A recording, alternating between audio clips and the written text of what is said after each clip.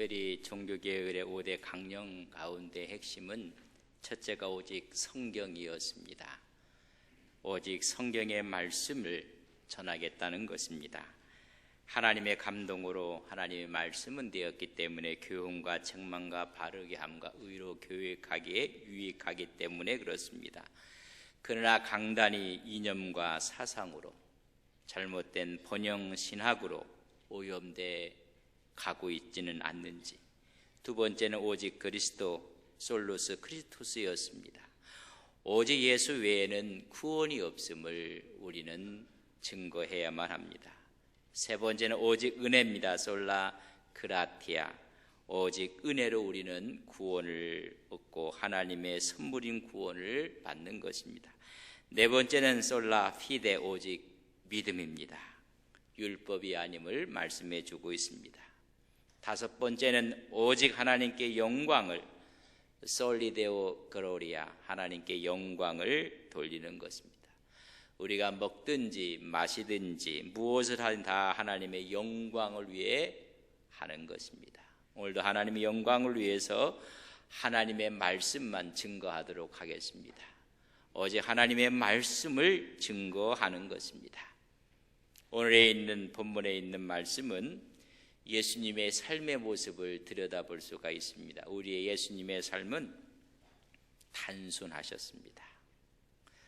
혹시 여러분들의 삶이 복잡한 분들이 있습니까?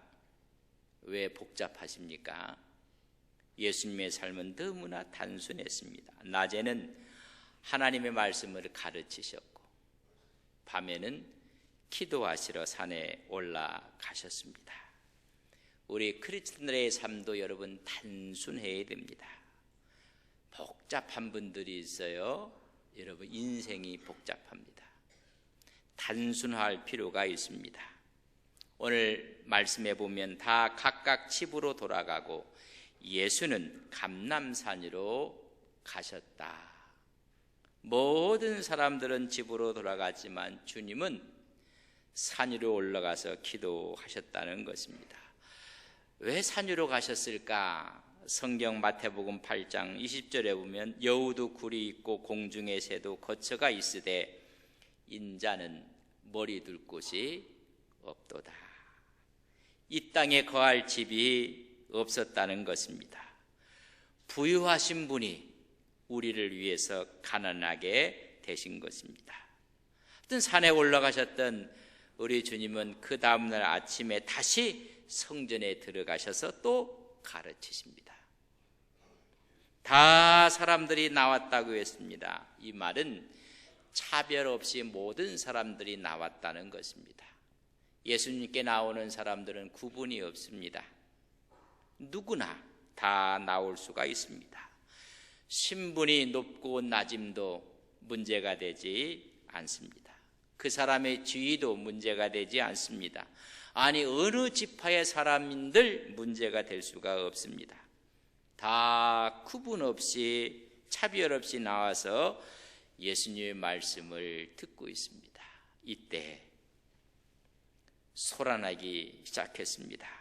서기관들과 바리새인들이, 특별히 정치적인 성향을 띤 바리새인들 또한 서기관이 성전에 들이닥쳤습니다.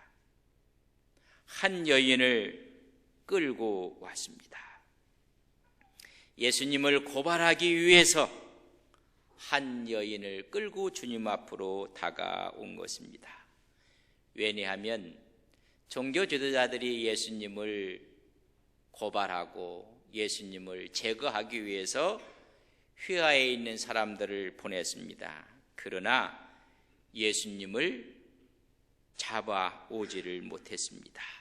실패했다는 것입니다. 요한복음 7장 45절에 이런 말씀이 기록되어 있습니다. 우리 함께 보겠습니다. 아랫사람들이 대제사장과 바리새인들에게 오니 그들이 묻되 어찌하여 잡아오지 아니하였느냐. 예수님을 잡아오라고 명을 내렸습니다. 제거할 목적으로. 그러나 우리 주님을 잡을 만한 일이 없었다는 것입니다. 기회를 노렸지만 실패하고 말았습니다. 이제 한 여인을 끌고 오면서 이제 예수님을 걸고 넘어질 뿐만 아니라 제거할 수 있는 기회를 얻었다는 것입니다. 현장에서 가늠한 여인을 무차별하게 끌고 왔습니다. 이런 죄를 지을 수 있다는 사실 앞에 놀라서 데려온 것도 아니고 이 여인이 하나님의 법을 깨트렸기 때문에 슬퍼해서 데려온 것도 아닙니다. 한 가지 목적이 있습니다. 이 여자를 미끼로 이용하여 예수님을 제거하고 싶었던 것입니다. 가장 음흉한 함정을 파놓고 공격하기 위해서 이 여인을 데리고 온 것입니다. 남의 불행을 이용하여 악한 목적을 달성하기 위한 지도자들의 계책이었습니다. 예수님께서 가르치는 것을 방해했습니다. 예수님의 가르침을 무례하게 도전한 것입니다. 종교의 탈을 쓴 거짓 지도자들의 모습을 볼 수가 있습니다. 이들이 와서 교활한 질문을 합니다. 어떻게 하면 저 예수님을 고소할까? 그 질문은 바로 이런 내용이었습니다. 간음 현장에서 한 여인이 발견하고 그 여인을 잡아왔습니다. 질질 끌고 왔다고 성경은 말해주고 있습니다. 그러면서 주님을 시험에 빠뜨리기 위해서 이렇게 묻는 모습이 오늘 본문 5절에 나옵니다. 우리 5절 말씀을 함께 보겠습니다. 모세는 율법에 이러한 여자를 돌로 치라 명하였거니와 선생은 어떻게 말하겠나이까? 그렇게 좋은 하나님의 율법의 말씀을 가르치는 당신은 이 여인에 대해서 무슨 말을 할 것인가? 선생이 어떻게 말하는가 우리 두고 보겠습니다. 그 말씀 좀 해달라고 이야기를 해주고 있습니다. 율법을 가지고 주님 앞에 다가온 것입니다.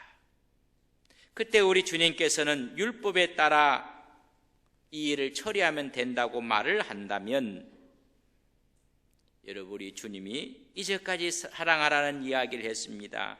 원수를 사랑하기라고까지도 말씀했습니다. 우리 주님의 말씀은 이율배병적인 말이 되고 무자비한 자가 되고 맙니다. 그래서 그렇게 매도하고 싶은 것입니다. 그렇다면 그냥 처벌 없이 보내라고 이야기한다면 하나님의 말씀을 파기하는 자가 되고 맙니다. 그래서 정죄하고 싶은 것입니다. 또한 이 여인을 죽이라 만약에 이렇게 이야기한다면 정치범으로 몰리게 됩니다. 그 당시에 사형을 선고할 수 있는 사람은 로마 황제뿐이었습니다. 로마 황제의 고난을 받은 대리인 총독만이 사형 선고를 내릴 수가 있습니다. 만약에 죽이라 이야기했다면 정치범으로 고소하고 싶은 것입니다. 우리 주님께서 아무 말씀도 안 하시고 묵묵부답이었다면 죄와 타협하는 사람이라고 고소하고 싶었던 것입니다.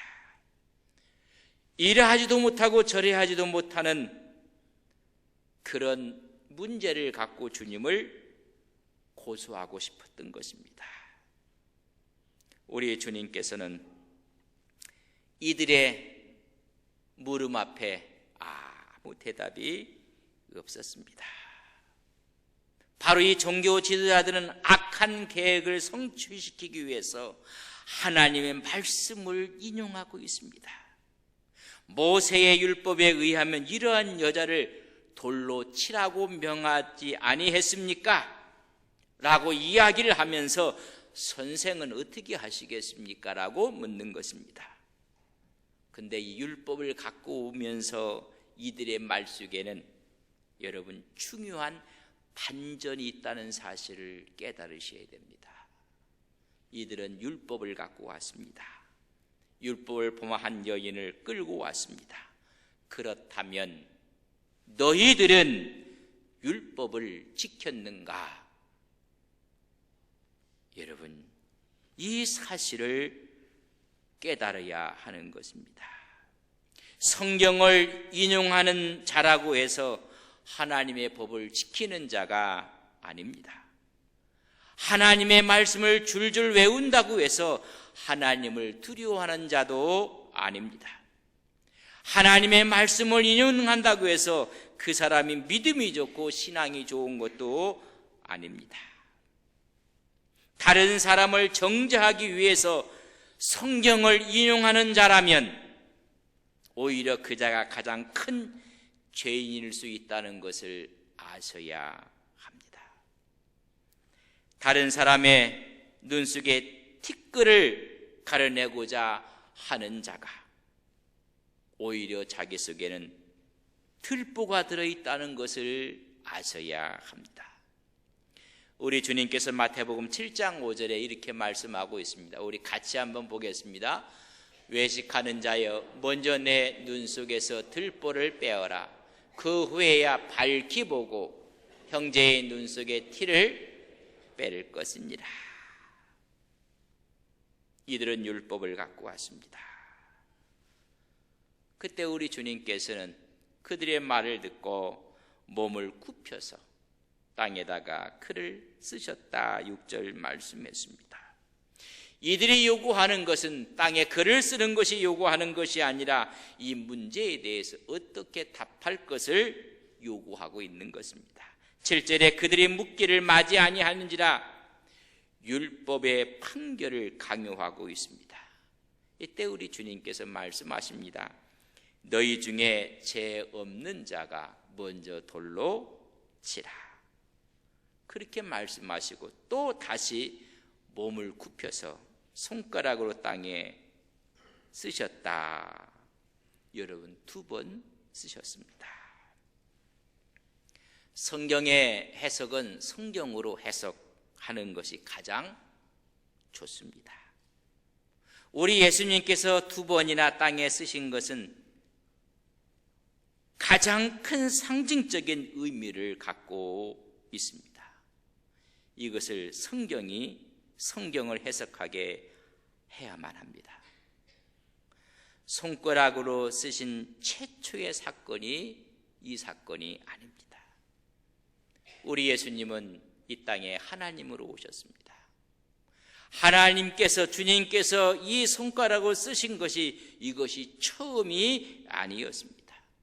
그럼 가장 먼저 쓰신 사건은 하나님이 돌판에 계명을 쓰셨습니다. 그것이 십계명입니다. 땅에 쓰셨다는 이 뜻은 너희가 나로 하여금 율법을 다시 상기시켜 주고 있구나. 내가 율법을 쓴 것은 바로 이 내 손가락이었다는 것을 지금 말하고 싶은 것입니다. 내가 이 손으로 하나님의 십계명을 썼는데 내가 율법에 비추어 보니 너희들이 더 큰 죄인이라는 것입니다. 마태복음 23장 13절에 오면 바리새인들과 서기관들을 향해서 우리 주님께서 화 있을진저 7번이나 말씀을 하고 있습니다. 첫 번째, 왜 화가 있는가? 너희들이 천국문을 막고 있다는 것입니다. 종교 지도자들이 천국문을 막아 너도 못 들어가게 하고 남도 못 들어가게 한다는 것입니다. 화 있을진저 믿는 사람을 지옥 자식으로 만든다고 말씀하고 있습니다. 화 있을진저 너희들이 발음이 아니라 거짓 가르침을 하고 있다고 했습니다. 화 있을진저 너희들이 정의와 공율과 믿음을 버렸다고 말씀하고 있습니다. 화 있을진저 너희 속에는 전부 다 탐욕이 가득하다고 했습니다. 화 있을진저 회칠한 무덤이라고 했습니다. 독사의 자식들이라고 이야기하고 있습니다. 우리 하나님께서 처음 글을 쓰신 것이 십계명이었습니다. 그 쓰신 그 손으로 땅에 무언가를 쓰시면서 진정 죄인은 너희들이었다는 것을 암시하고 있습니다. 우리 주님께서 그래서 너희 중에 죄 없는 자가 먼저 돌로 치라고 말씀합니다. 너희들은 율법의 판결을 강요하기에 적합하지 않는 사람들이다. 내가 이미 하나님의 율법을 쓴 손이라는 것입니다. 8절에 보면 다시 쓰셨습니다. 의미심장한 표현입니다. 다시 쓰신 것입니다. 하나님께서 첫 돌판을 쓰셔서 모세에게 주었습니다. 출애굽기 31장 18절에 있는 말씀입니다. 함께 보겠습니다. 여호와께서 시내 산 위에서 모세에게 이르시기를 마치신 때에 증거판 돌을 모세에게 주시니 이는 돌판이요 하나님이 친히 쓰신 것을 주셨습니다. 친히 쓰신 돌판을 갖고 내려오다가 이스라엘 백성들이 우상 숭배에 빠져 있었습니다. 금송아지를 만들어 놓았습니다. 그 돌판을 아래로 던져 깨뜨렸습니다. 우리 하나님께서 모세에게 다시 말씀합니다. 돌판을 만들어 다시 오라는 것입니다. 다시 써주겠다는 것입니다. 출애굽기 34장 1절의 말씀을 함께 봅니다. 여호와께서 모세에게 이르시되 너는 돌판돌을 처음 것과 같이 다듬어 만들라. 내가 깨트린 처음 판에 있던 말을 내가 그 판에, 우리 주님이 가늠한 여인을 고발하고 고소하는 종교 지도자 앞에서 다시 또 쓰신 것입니다. 이 쓰신 이 돌판을 궤 속에 넣으라고 했습니다. 언약궤 안에 넣습니다. 출애굽기 40장 20절에 있는 말씀입니다. 함께 봅니다. 그는 또 증거판을 궤 속에 넣고 궤를 개고 궤 속죄소 궤 위에 두라고 말씀해주고 있습니다. 하나님의 율법 돌판을 하나님의 언약궤 속에 넣고 내가 그 율법으로 만날 것이 아니라 그 위에 속죄소로 덮으라고 했습니다. 그걸 우리는 시은소라고 합니다.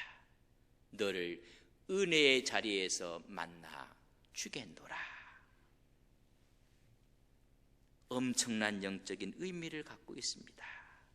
주님은 한 번 쓰시고 두 번 쓰시면서 율법으로 말미암아 사망 선고를 받고 죽어야 될 자를 어떻게 구원하실 것인가를 알려주고 있는 것입니다.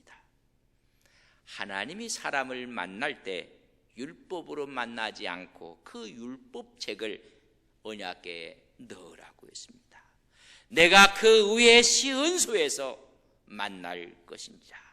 율법으로 만나는 것이 하나님의 사랑으로 만나시겠다는 것입니다. 그러나 이들은 율법을 들고 왔습니다. 오늘 수많은 사람들이 율법을 들고 옵니다. 그것을 하나님의 언약궤에 넣고 하나님의 은혜와 사랑을 들고 오라고 말씀하고 있는 것입니다. 그 상징적인 표현을 보고 그들이 말씀에 가책을 받았습니다.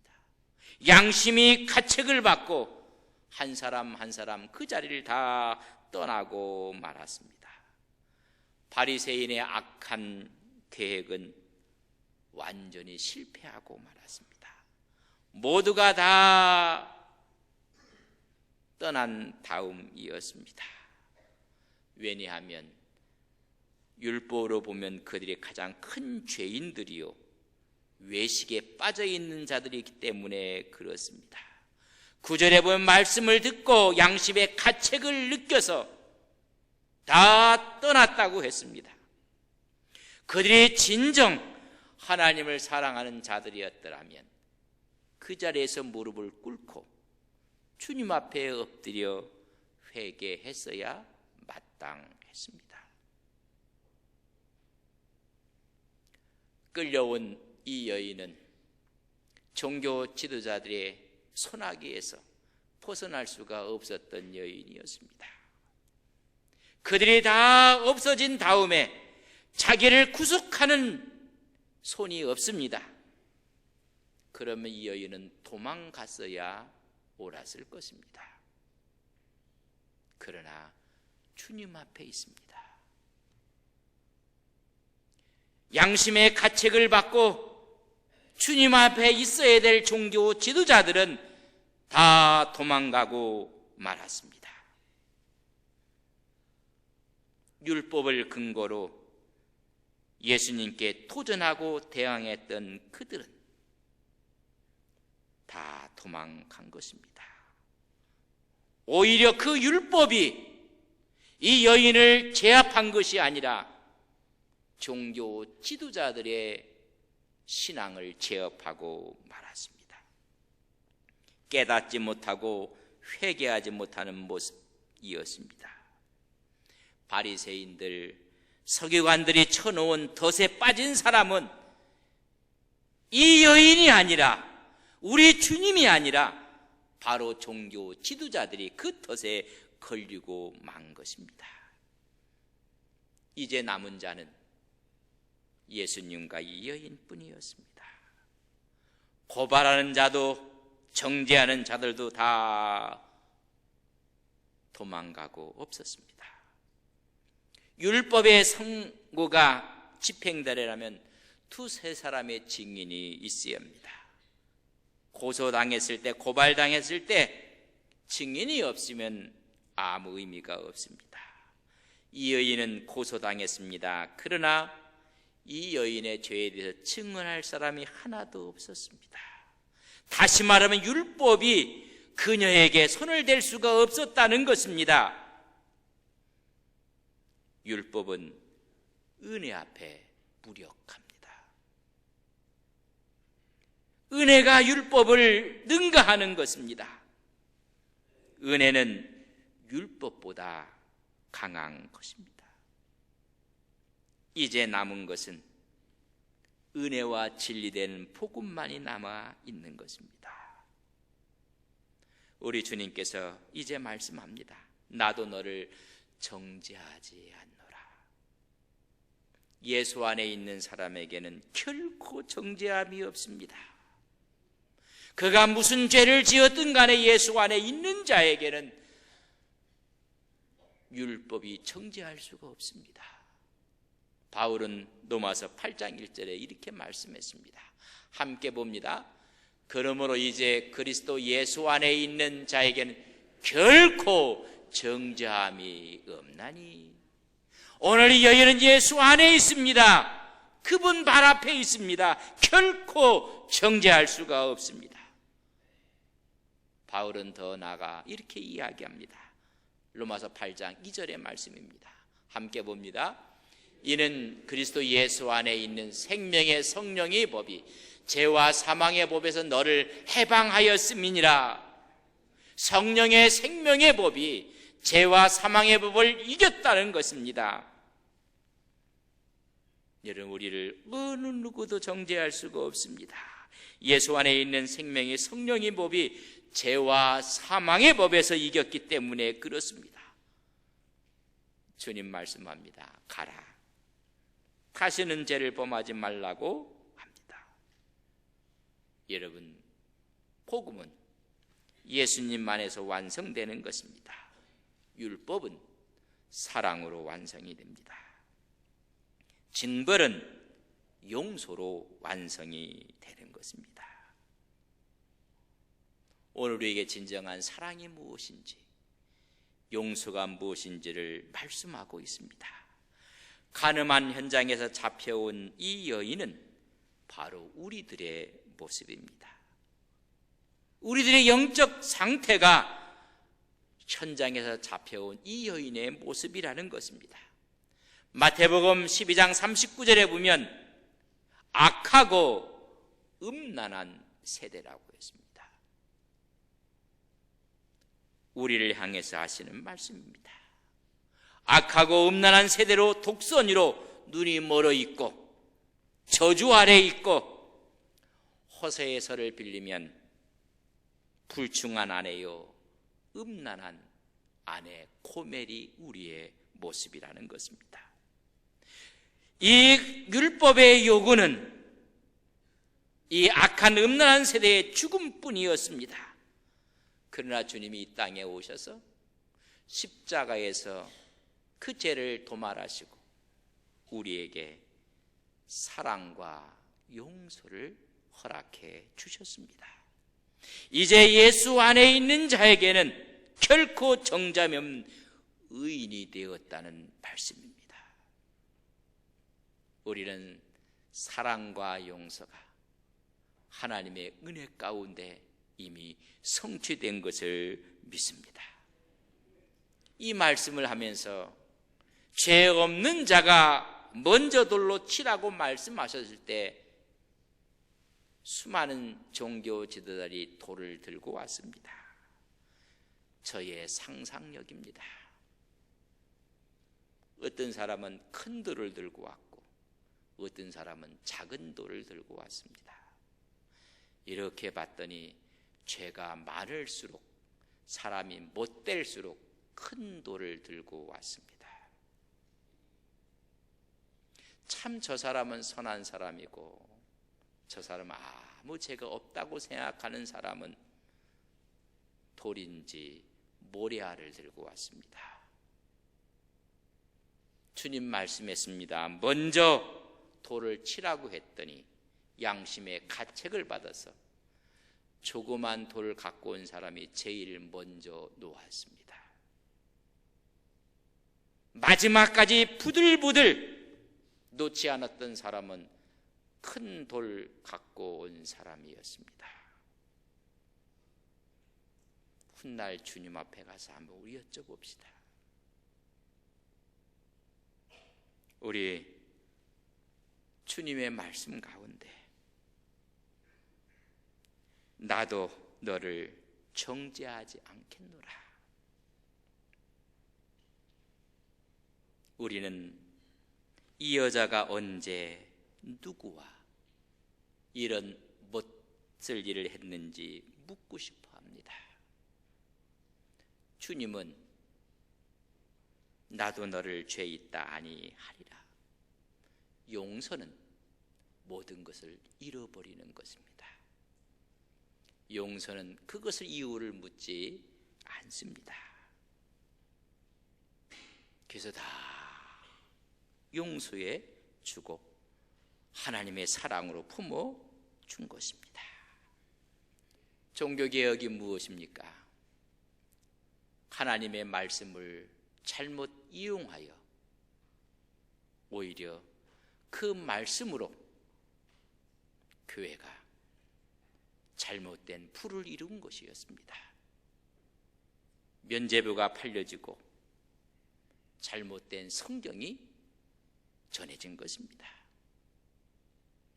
진정한 개혁의 완성은 사랑과 용서에 있습니다. 여러분들이 하나님의 십자가의 사랑을 가슴속에 품고 승리하시기를 주의 이름으로 간절히 바랍니다. 용서는 기억하지 않는 것입니다. 저를 한번 따라서 하겠습니다. 과거를 묻지 마세요. 영화 제목 같지만은 하나님은 묻지 않습니다. 가라, 나도 너를 죄 있다 아니하리라. 진정한 완성은 사랑과 용서였습니다. 이들은 사랑을 갖고 온 것이 아니라 법을 갖고 왔는데 바로 그들이 법을 어기는 자들이었다는 사실을 아셔야 합니다. 그래서 주님은 십계명을 2번 쓰신 것처럼 2번 쓰신 것입니다. 그들은 그 상징 앞에 마음에 가책을 느낀 것입니다. 그러나 그들은 회개하지 않습니다. 오늘 주님의 사랑과 용서 앞에 뜨거운 눈물의 회개와 하나님의 은혜를 가슴에 끌어안고 믿음으로 승리하시기를 주님의 이름으로 간절히 축복합니다. 다 함께 일어서시겠습니다.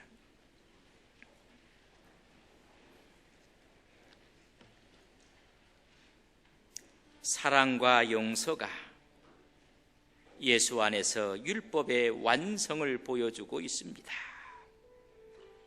현장에서 가는 한 여인이 잡혀왔습니다. 초라한 모습이 바로 오늘 우리의 모습은 아닙니까? 악하고 음란한 세대라고 이 시대를 주님이 말씀하십니다. 율법의 요구 앞에 죽어야만 됩니다. 그러나 하나님의 구원의 능력이 크시기에, 주의 은혜가 크시기에 더 이상 율법이 우리를 손댈 수가 없습니다. 은혜는 율법보다 강합니다. 율법은 은혜 앞에 무력합니다. 예수 안에 있는 사람을 결코 정죄할 수 없습니다. 죄와 사망의 법에서 해방되었습니다. 주의 용서와 사랑을 체험한 우리들이 이 땅에 살아가며 사랑과 용서를 실천하는 믿음의 종들이 되게 하옵소서. 함께 기도합니다. 아버지, 주여, 영원한 주의 사랑과 용서함 앞에 거룩함을 깨닫는 역사가 있게 하옵소서. 하나님의 은혜, 하나님의 축복의 역사가 있게 해주셔서 주의 영광 가운데 사랑을 실천하며 용서를 실천하며 하나님의 나라를 이루는 거룩한 종들 되게 하옵소서.